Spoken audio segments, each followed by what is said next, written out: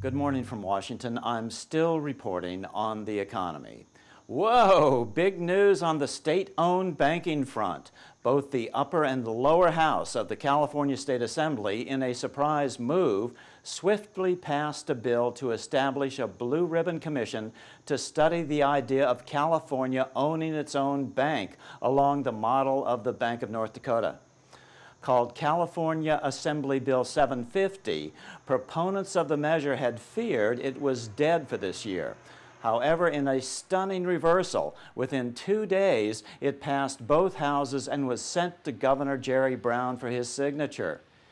If Governor Brown signs the bill, it will be the first time since the Bank of North Dakota's founding in 1919 that a state bank has been considered. Voters of California need to write or call the governor's office to ask him to sign AB 750. So what's this all about? Until national monetary reform is politically possible in the United States, there is something we can do to help the financial situation of the 50 individual states. So let's start at the bottom and work our way up. Although most people don't know it, there are 2 ways to get a bank going. 1, by getting permission from the Federal Reserve System, or 2, by getting permission from your local state legislature. In fact, state-chartered banks were an American tradition more than a century before the creation of the Federal Reserve System. But even better is a state-owned bank devoted to the principle that state money should serve the public interest instead of serving the interests of the large New York money center banks. When a state charters its own bank, it deposits 100% of its money and tax receipts.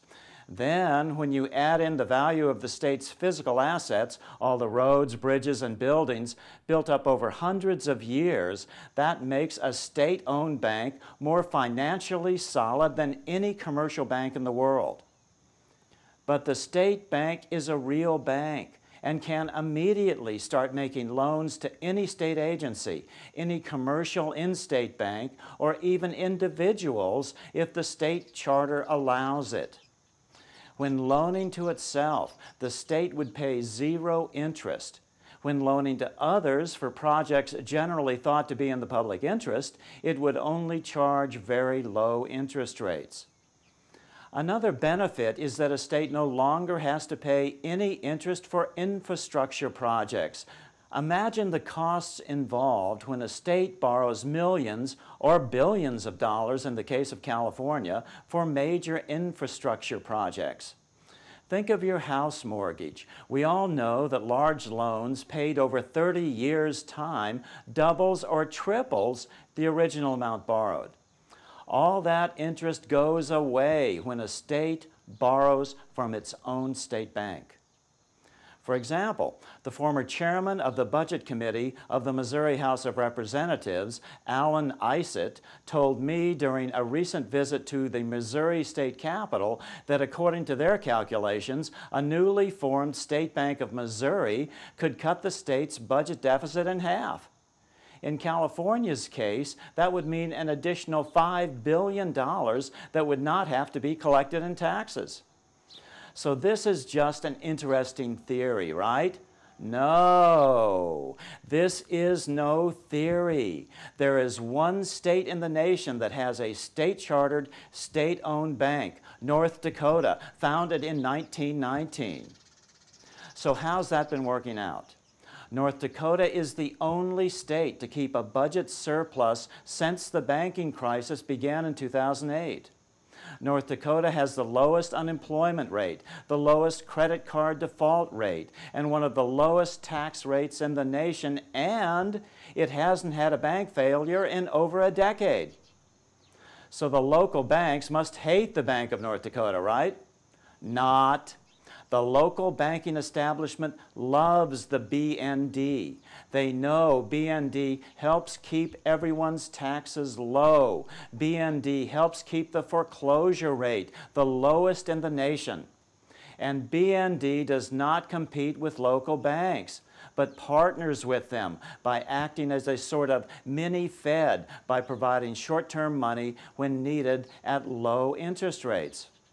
And on top of that, BND has given over $300 million in profits in the last decade back to the state treasury. By contrast, while California's two largest state pension funds lost $170 billion in the financial crash, BND was making record profits for the citizens of North Dakota. The bottom line is a state-owned bank is a common-sense way to make state money bolster the state economy.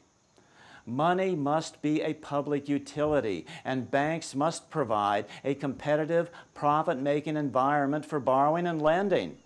Again, the state bank takes nothing away from the state's commercial banking sector.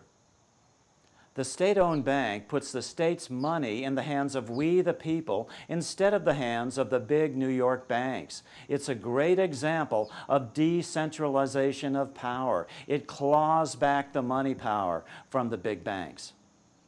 We urge everyone in California to contact Governor Jerry Brown's office.